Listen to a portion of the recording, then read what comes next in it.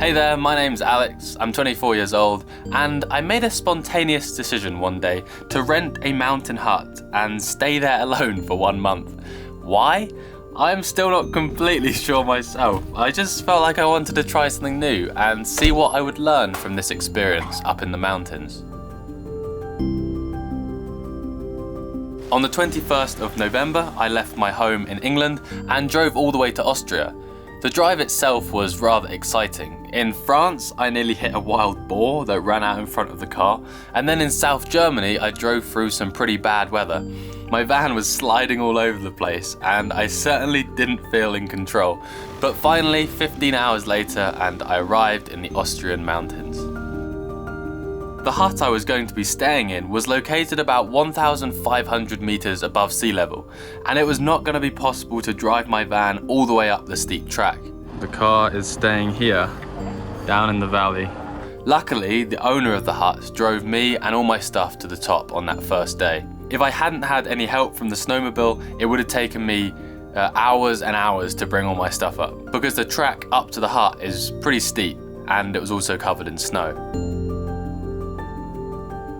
Arriving somewhere new is always exciting, and this was no different. This place is just heavenly.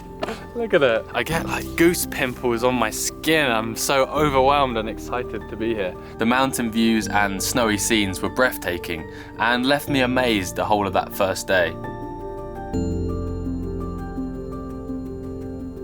The next morning, the snow came in really heavy, leaving a thick layer on the ground. I'm from England and we hardly get any snow, so this was paradise.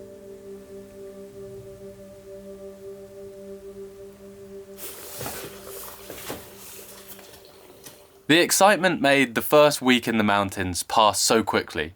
Much of my time was spent getting used to living up here. Although the hut had electricity, it was without a bathroom, so I figured out a way to wash myself with water heated on the stove and a battery-powered pump shower that I hung from the tree outside the hut.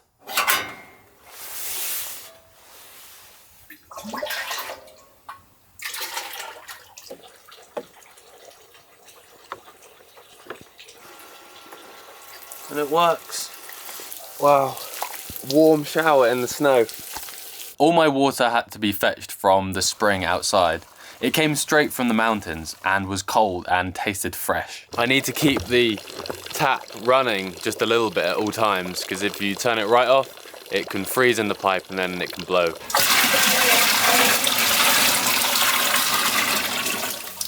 I say that I'm alone here, however in the hut next door lives some goats and cows. Each day I would pay them a visit. Hello. Ow. I'm 6'4" high, so this happened a lot with the low ceilings and wooden beams. I think my skull has become stronger and thicker since I've been here. The amount of times that I've hit my head, and I probably lost quite a few brain cells. I wondered if I would still feel this excitement at the end of my month-long stay in the mountains, or whether it would just feel normal after a while. I guess I was going to find that out. So what was I going to spend my time doing up here in the mountains? What even is there to do up here? I hadn't really made much of a plan, but after a couple of hours of thinking away, I decided I needed to get to know the local area. Familiarity is what makes places feel like home, so I wandered into the woods in an attempt to find a hiking trail and learn my way around this place.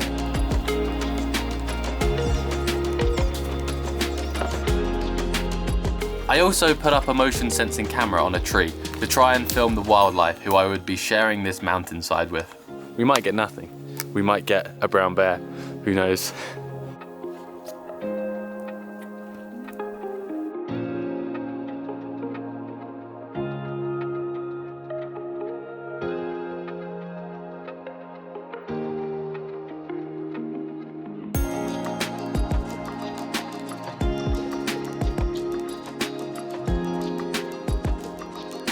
I'm quite a social person. I enjoy spending time with other people, so I saw this time spent alone as a challenge for myself. I kind of knew it wouldn't be easy. I knew that I would get lonely at times, but comfort wasn't the main reason for being here. I wanted to be out of where I feel completely comfortable, as this is when I think I learn best. Keeping the fire going and burning well was absolutely necessary, as temperatures got down to below -15 degrees. Each day I would wake up, light the fire, and start warming the hut. If I didn't, I would simply get very cold. I tried to wear these most of the day, especially in the morning when the floor hasn't heated up yet at all.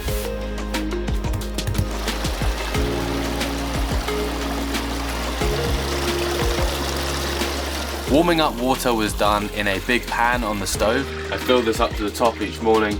It slowly heats up. Because it's on the other side of the burner, it doesn't end up boiling over.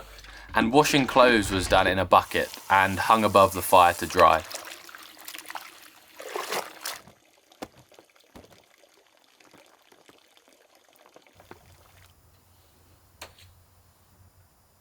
So it's midday and the hut is now 49 degrees. Those clothes should dry pretty quick.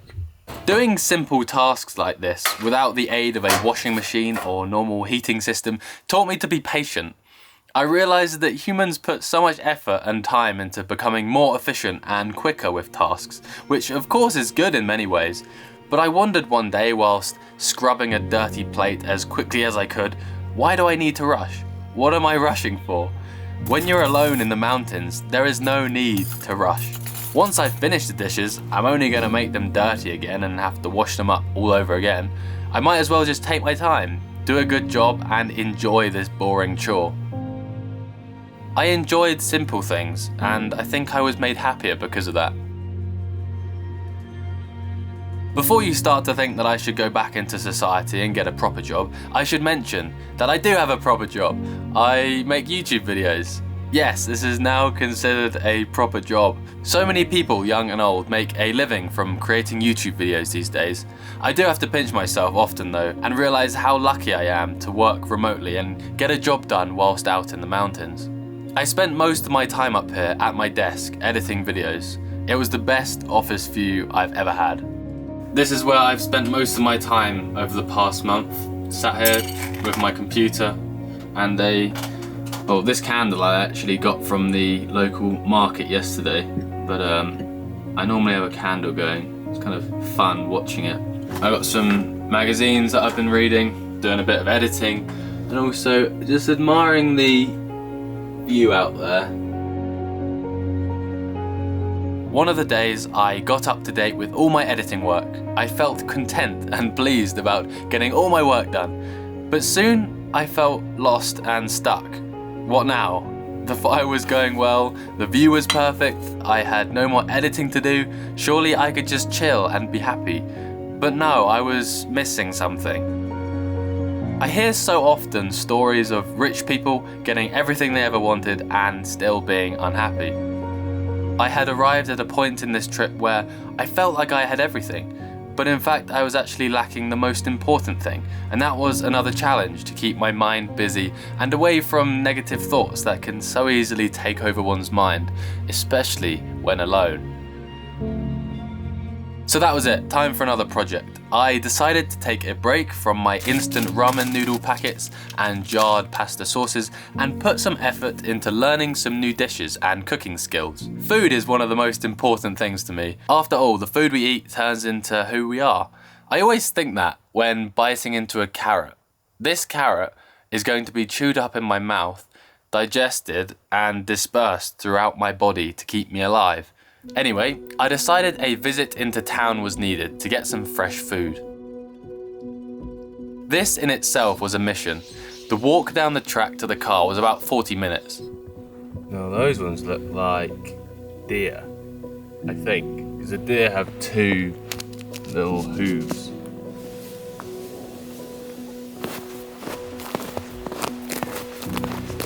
The light hitting those mountain tops just looks insane.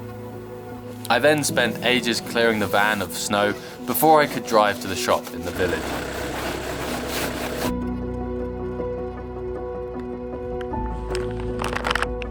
Das ist mein Essen und Bier. Once I had got my food, I then had to walk back up to the hut. This was 10 times harder than the walk down. This hill is rather big. I didn't really think about how I would bring 2 massive bags of food around here. One thing was for sure, I was going to be healthier and fitter by the time I leave this place. The next week I managed to keep myself quite busy, learning lots about cooking and creating some really tasty meals.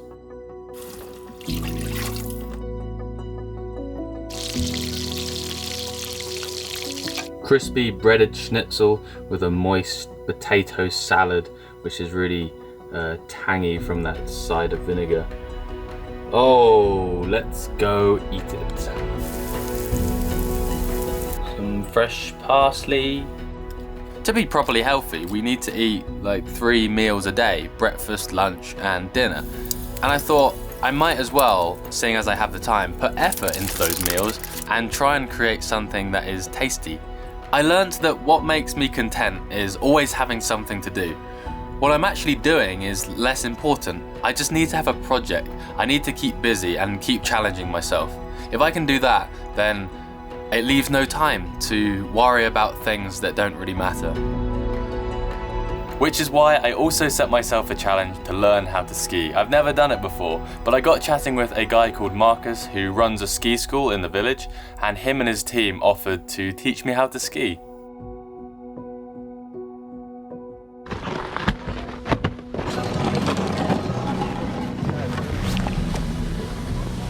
I think this is half the fun, to be honest.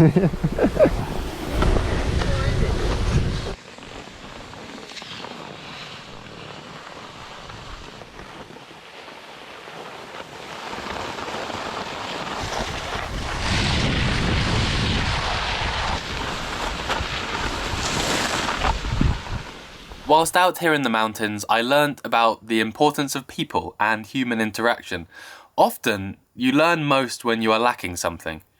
3 weeks in, and I'd hardly seen a soul. I wasn't feeling too lonely, but I sure could do with having a conversation with another of the same species. You see, I had talked to the goats and cows most days, but that simply doesn't do the trick.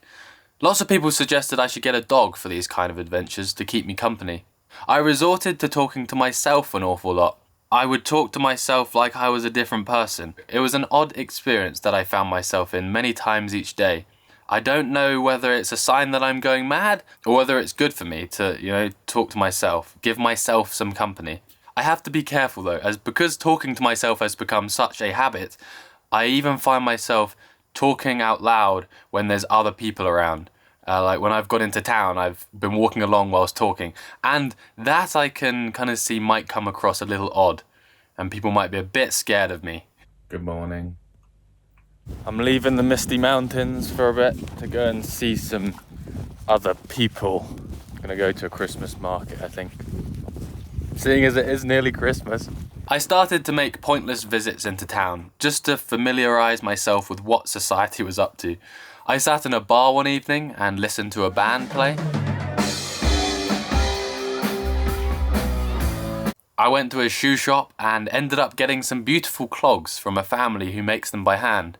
Not often do I get excited about buying shoes. As I was driving past this shop, my eyes got caught on some of the things in the windows, some really good looking shoes. Chatted with the lady in there about the shoes, how they're made, learnt a bit about them, and then I tried some on. And I put in a custom order, and they're going to make me a pair of shoes. They're going to laser imprint an Edelweiss flower, which is, I believe, quite a rare flower of the mountains. I'm looking forward to it. They're going to make it, and I'm going to pick it up on the 20th of December. So I'm excited. I got some new shoes. I also visited a lovely old town handcraft market where I met some friendly people. That's medicine. Be careful. The best thing in town. Prost. That's the best schnapps I've ever had. Wow. It's the best. Yeah, whoa. I also bumped into a really friendly guy called Tom. He was actually born in the local village. He welcomed me inside where his family spoilt me with coffee and handmade sweets.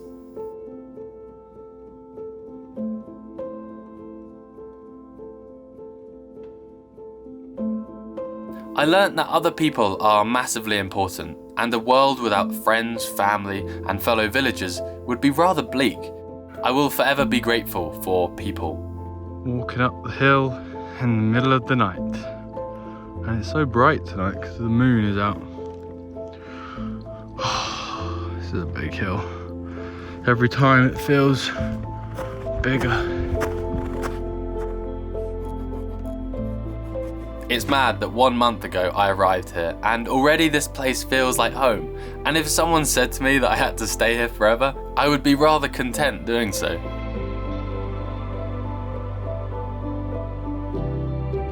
Over the past month, I've seen many beautiful sights. My eyes have indulged in such an incredible landscape that I am not used to back in England. We don't have mountains, so being here surrounded by these great towering mountains feels humbling and is really special.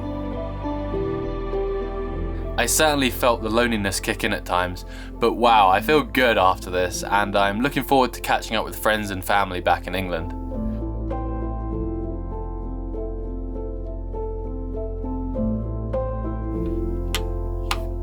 I learned an awful lot, not only about this part of the world that I spent the last month in, but also about myself, and I definitely feel stronger and I feel more mature after this month-long stay in the mountains. Anyway, thanks for watching everyone. Go out there, challenge yourself, do something crazy, you won't regret it. In fact, you'll probably learn an awful lot.